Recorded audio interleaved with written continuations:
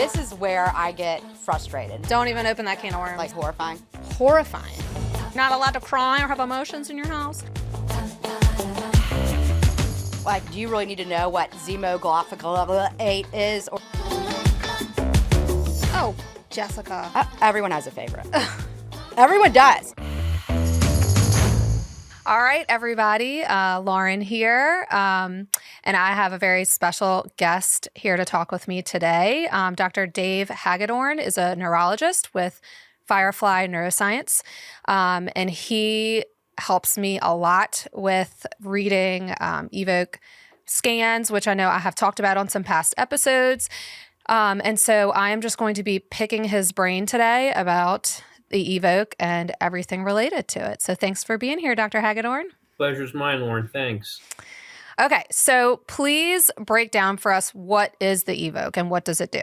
Sure. So it's a standard medical full head EEG where you hit all locations. There's a standard array of sensors, and you can just put the cap on, and it's measured to the shape of the head. And we get good medical connection to record the electrical activity from the EEG. So it's a standard medical EEG. And when you have an EEG, you can also extract from the EEG something called brain evoked potentials. And what that is you present a stimulus to the person, let's say a checkerboard or a flash of light.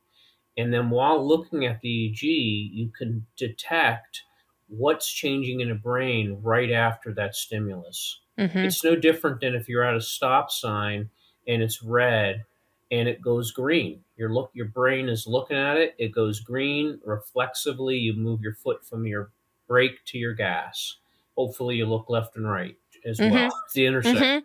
But it's an evoked potential, and the speed in which your brain processes that data has to do with a number of things. Like if you have well myelinated neurons, it should be very fast. But in cases like MS, multiple sclerosis, it's a demyelination disease. And this is the best way to determine the speed of processing in neurons. And with MS in particular, there really is not a better, cheaper, faster, easier way than looking at that processing speed. And those are called evoked potentials. So it looks at the EEG, the electrical activity, and it also then you can look at the evoked potential. So you get a lot of information about brain activity that's functional. Right. A regular MRI is not a functional measure. Right. fMRI is, but they're hard to get, of course, on patients. But EEG is simple, been around a long time, doesn't hurt. You don't then inject radioisotopes. A lot of advantages of looking at EEG, and that's what. So those are the main components. It also records 3 lead of ECG, and heart and brain are connected. There's communication with 10th cranial nerve between cardiac and brain function, and they're really useful to look at together, side by side. So at the same time we're recording the EEG, 20 minutes of EEG, which is medical standard for CPT codes, you're also looking at the heart, and looking at heart rate variability in particular is important. So those are kind of like the cluster of science elements that we record. So how long has Evoke been around? Yeah, gosh, 2008, the BUMED, the Department of the Navy, has a medical arm called BUMED, and they wanted someone to teach the medical residents about these applied neuroscience techniques. So they asked, I don't know how they got a hold of me. I was working in Dallas at the time, and they said, hey, can you come work on our medical team and teach these guys and gals, new doctors for the Navy, about this? Because Fallujah was really producing a lot of brain injuries, all the blast injuries that the Marines and Navy corpsmen and Army and other people were being exposed to. And MRI wasn't telling us anything. They were really in rough shape. And no one really could figure out why. Neurology says, oh, send them to psych. Psych says, oh, send them to neurology. Right. and the patient's stuck in between. Uh-huh. So we just created, cobbled together some really existing technologies. We didn't have to reinvent the wheel, but then wrote really easy to use software. So it was designed for primary care, actually originally, um, and that helped get easy to record, easy to produce reports, and then the analysis of the data. That comes next. How do you learn to look at all the colors, colored circles, and squiggly lines, and how to make sense of it? So That was was kind Evoke of the the genesis. first Evoke was the first company to combine these like the EEG with the Evoke Yeah, response potential yeah, yeah. And it was event really response? Okay. it was out of necessity. It Yeah. was really like, how quickly and a deployable product that was portable can we get measure of autonomic nervous system, central nervous system, get real-time millisecond data on function, and instead of having three pieces of equipment, three pieces of software, just bring it all together. And around the same time, a company called Elminda out of Israel was doing things similar. They weren't looking at adding autonomic, but they were looking at evoked potentials in EEG as well. Mm-hmm. And we became, collegial, and that company turned into Firefly. So we both have a history, goes back to around 2008, 2010 range. And then, as fate would have it, Firefly purchased Evoke in May.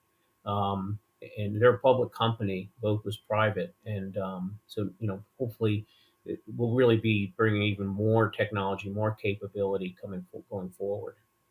So prior to you getting involved with Evoke, you were a neurologist practicing outpatient, I'm guessing, Yeah, or working in the Naval Hospital on okay. staff and the teaching staff, um, and really teaching things like transcranial magnetic stimulation back then, Mm-hmm.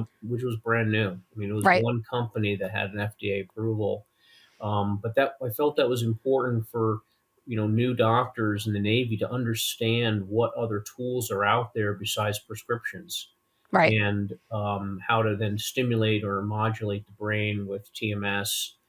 And that was part of the training. They would rotate. One of their rotations was through applied neuroscience, which was an elective, not part of a standard residency, of course, but it was so important for the military. And then Special Operations Command got wind of how this was helpful to identify and treat special operations, Marines, and also naval special warfare. And they started to really capitalize on my time and hiring technicians and just keeping the operators operating. Mm-hmm. And that's kind of the genesis. And then a company sprung up out of that work at the Naval Hospital here in Camp Lejeune, North Carolina. Okay. And so it started y'all were using this technology initially just to look at um, military personnel who had Hmm. been in combat and had traumatic brain injuries, basically, right? Yeah. And then how has that exploded and extrapolated out since then? Yeah, well, because we were looking at everything. The brain runs every system in your body, so it's not Mm-hmm. like limited to somebody who's demonstrating that they're having petit mal or another type of seizure. The brain runs every system in the body, so we Right. look at this organ that actually runs things, and people will come in with different complaints. I think I've got bipolar. I think I've got ADHD. I think I've got, tinnitus or tinnitus. And the list goes on and on. I was like, well, let's look at the brain. Mm-hmm. And we didn't limit ourselves to one or two diagnoses to use EEG. We used it because it was cheap, non invasive, fast. It just was prudent. And that grew into people all over the United States, primary care, internal medicine, cardiology, neurology, psychiatry, speech pathology, Mm-hmm. whether academics and private practitioners all saw the value of bringing this to their patients and using it not just in differential diagnosis, which it's FDA approved for, but also in tracking the effects of treatment. Right. We may give a medication or another modality, IV therapy or something, but is it really changing what we think it's changing? Right. So that's the other side of that coin. So have you, I know that I have run into pushback, mostly from other doctors about this technology. Is that something that you've experienced? Um, Not really, not at least not on the military side. No, Okay. I'll tell you where we do get it from, but on the military side, no, because it's not new technology. It's Right. just packaged in an easier to use format, Yep. and it's not typically taught in any residency program. Not Mm-hmm. even people that go through the EEG fellowship in neurology. That's not, these technologies are not really even covered, not much. Right. Um, Low potentials in neurology are typically for peripheral neuropathy, Mm-hmm. but not typically clinically are applied to the brain for cognitive measures like P300A and B. Yet there's tons of research. I mean, it's not one or two papers. I mean, there's so much study and research on it. Anyone that says it's, not valid, or they're kind of have a problem with their own ego and they haven't read the research, frankly. Right. And Right. it's understandable. You get out of residency and you just want to get to work and start paying back debt and Mm-hmm. making money and being able to Yep. buy a car and a house, and you just do what you did in residency, and you're not really adding or looking, unless you're an academic, you're not really looking at that. So you get stuck with doing the same thing every day. And a lot of people are, at some point, they're like, man, I wish I had these tools 20 years ago. Right. We have neurologists that are in their 70s that they're thinking like, this is greater than the wheel. Why didn't Yeah. we have this? Like, yeah, this is, and I tell them, I hate to tell you this, it's been around many, many decades. Mm-hmm. It hasn't been that easy to use. So I think that's the reason for the pushback. It's like not familiar with it. Yeah. The open-minded people that are like, show me the data. That's the greatest question ever. Show me the data that Mm-hmm. it's effective and has efficacy. That's very easy to do now. So you don't get pushback in the military community. Mhm. Where do you see the pushback? I would say really it's I don't want to be mean about it, but there's some level of arrogance of some providers that lost their humility somewhere along the line to be open and to looking at the science for what it is. Mm-hmm. And I think there's some risk of people feeling like when they present something to their patient, they don't fully understand it. They feel kind of dumb, and that's Yeah. embarrassing. Mm-hmm. And no one likes that. But because there's so much data in these reports that it's really hard unless you're an expert at it and look at it every day to grasp all of it. But you can pull major pearls out of it. Yeah. It's not much different than looking at lab values. Mm-hmm. Um, you know, there's common labs, and then there's some tricky labs, interleukins or things like that, that you're not quite sure what to do with. When you're doing workups for lupus, or for example, if you're not doing that every day, some of those labs are a little bit outside your wheelhouse, so you're not quite sure what to do with them.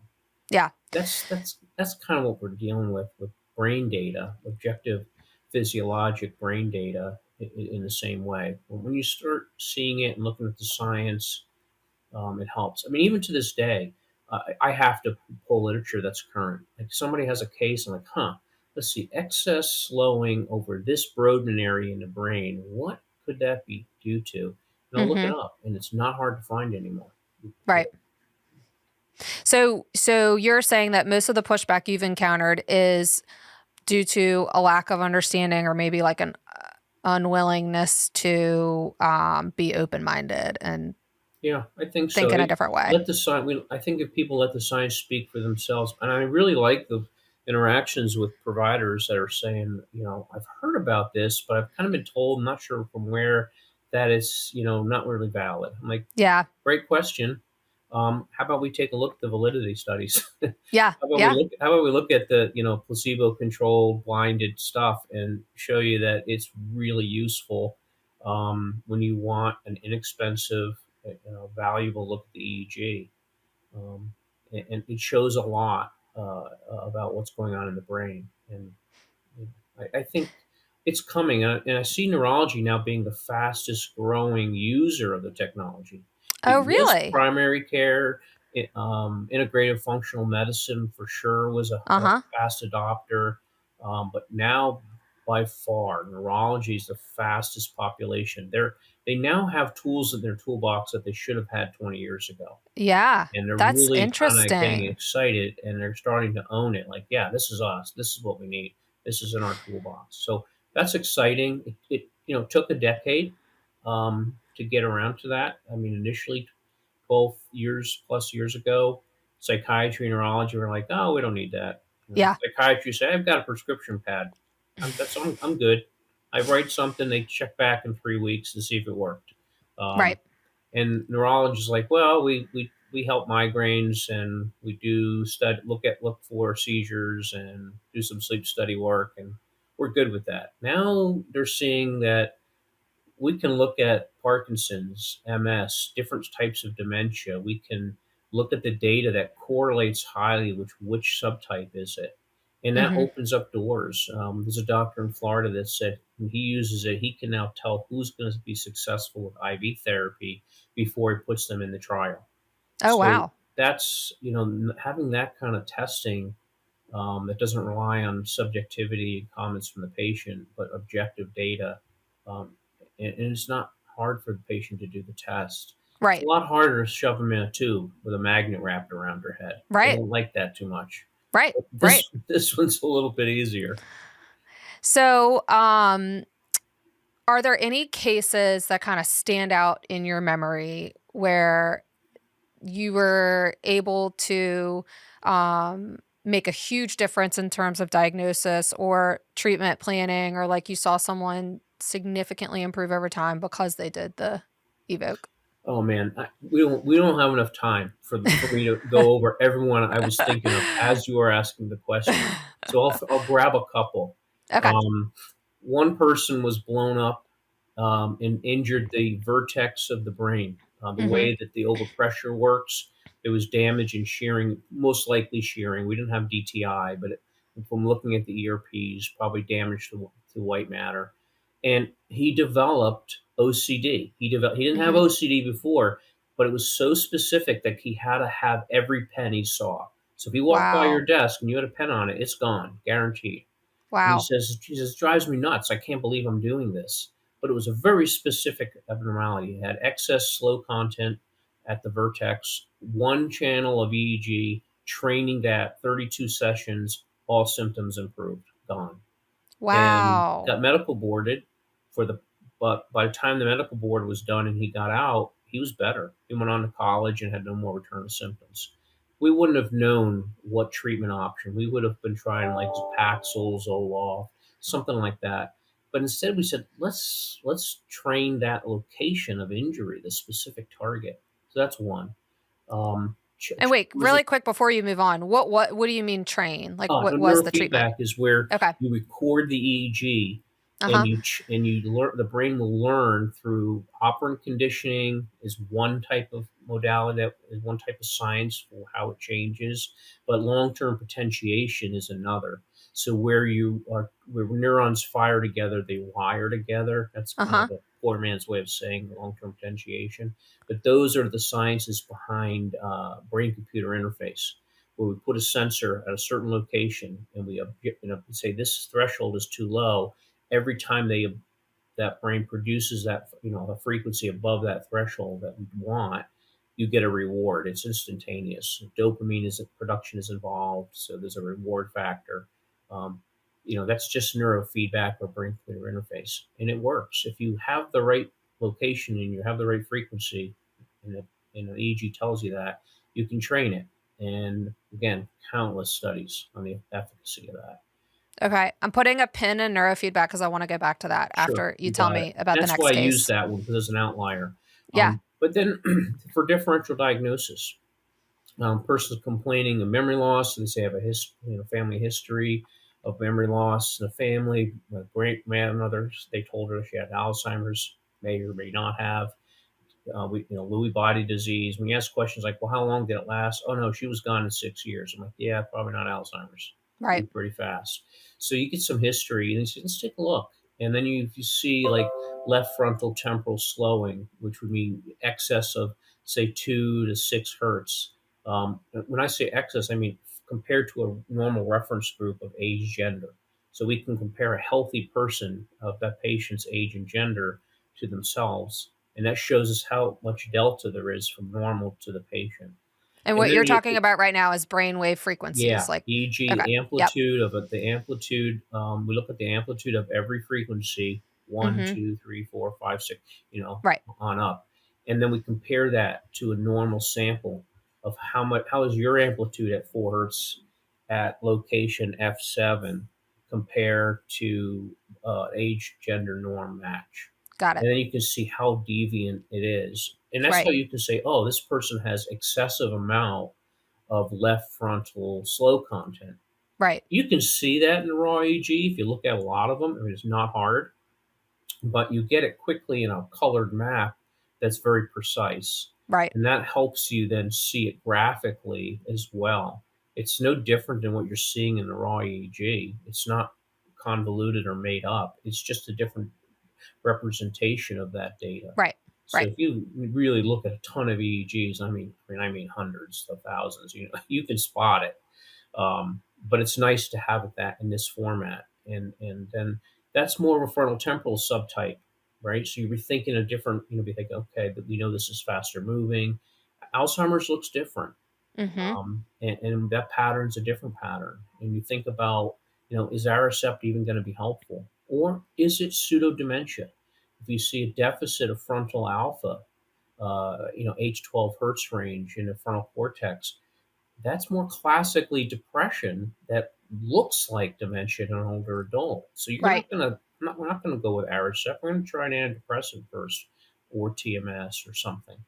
Right. So the differential diagnosis for memory loss is tremendously useful. Journal of Alzheimer's had a paper a couple years ago from Merrill's group out in California, Pacific Geriatric Institute, and they showed that it's pretty helpful in discriminating when you look at ERPs plus EEG, quantitative analysis of the EEG, that you can be pretty accurate on how severe, which subtype it is. And I that's mean, it's something Firefly is doing more of. when you say that, like, it's shocking that it's not more. I'm glad that it is becoming more widely used, but it's shocking that it is not already more widely used because, I Yeah. mean, that makes a massive difference for these people that, you know, their like quality of life is rapidly diminishing. Hmm. Um, it Yeah. just, And it's yeah, moving. Yeah. And it's frustrating because, we have people that'll wait a year and a half to get in to see somebody, say at Duke, for example, and they'll get there and 5 minutes later they walk out a door with a prescription of Aricept and say, yep, start getting your affairs in order. There's not much we can offer you. And I right, just shake my head. I'm like, there really is more options than that. yeah, But no, I think it takes time to move things in medicine. yeah, yep, Um, Ewings Jackson said this, over 100 years ago. It takes so many years to get a bad idea out of medicine, and even yep, longer to get a good idea into medicine. yep.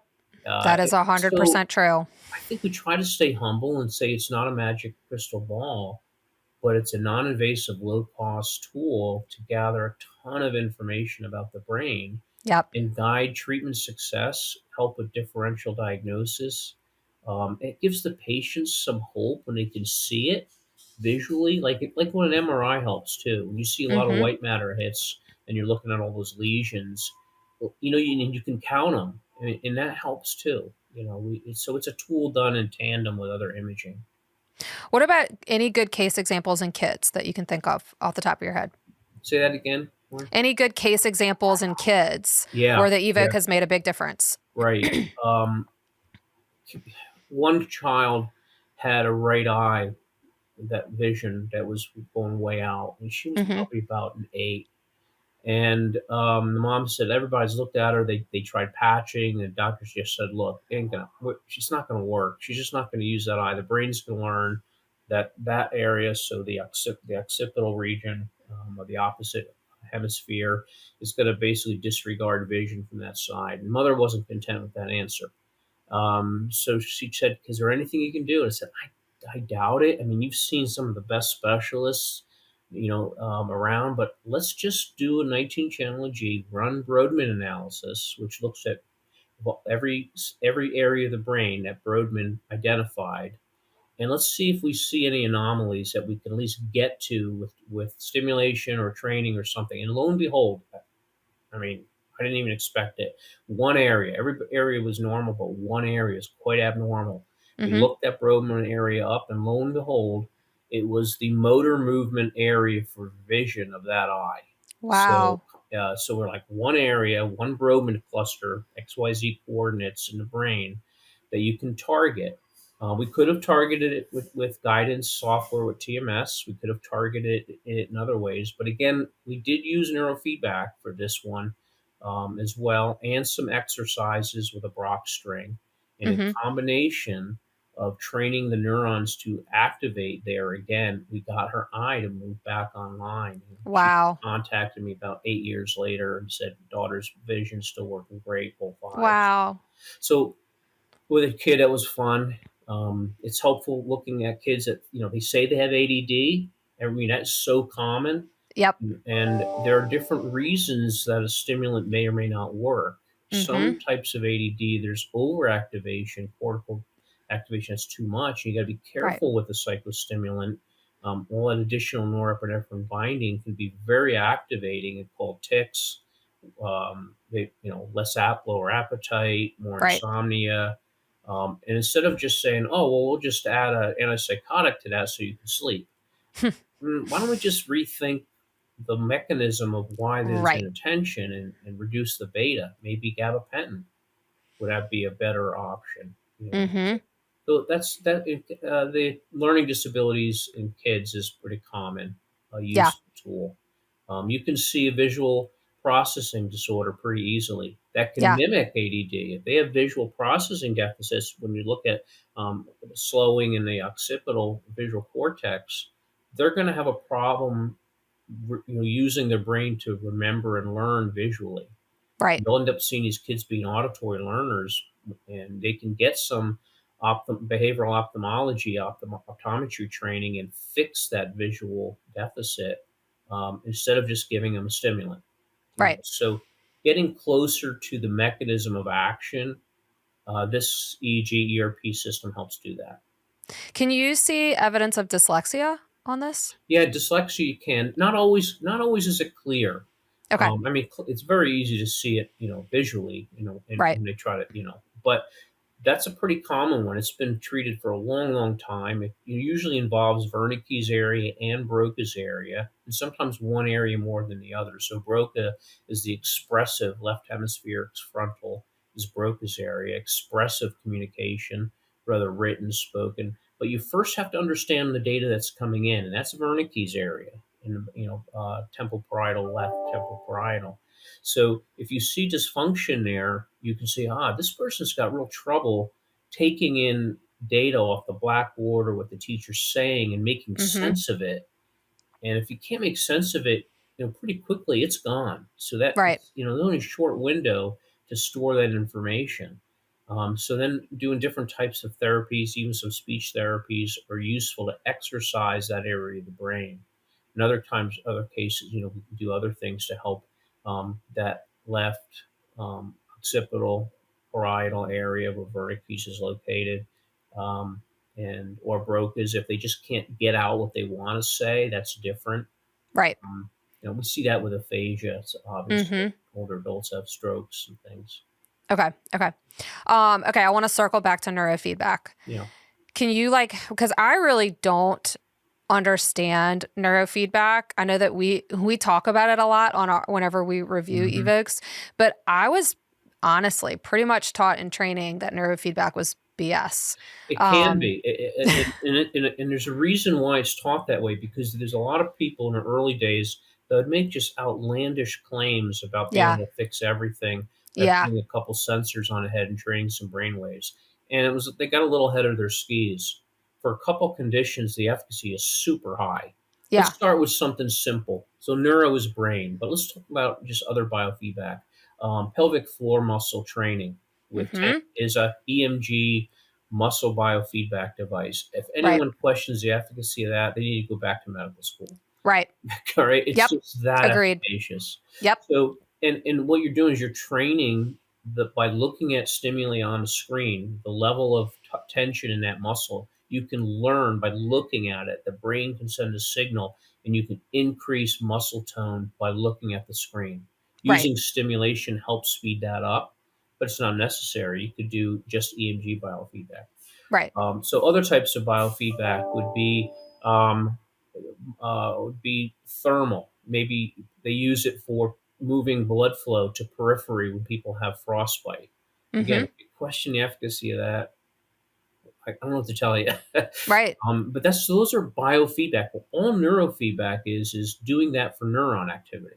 Mm-hmm. And again, you don't have really control over it any different than you would these other examples. You're looking Right. at it when there's change on the screen, the brain recognizes the improvement and wants to do it again. So there's a reward component. When you're concentrating and focusing on something, there's a reduction of frontal theta in the anterior cingulate. And if you were monitoring that on screen in real time, a person can see it. And if you once you do it once in the game plays or the stimulus on the screen is saying great job, you're earning points or whatever it is that the feedback is, you want to do more of it. And then by doing this repetitively over and over and over, you're learning a new skill. Again, like when neurons are firing together, they start to wire together. It's no different than learning a language, no different than learning to play the piano. It takes repetition. Um, it it's not something you do in 10 sessions, Right. nor Right. would you become a pianist in 10 sessions.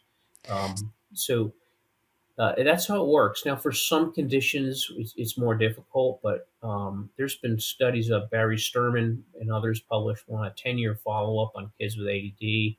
It's been replicated repeatedly.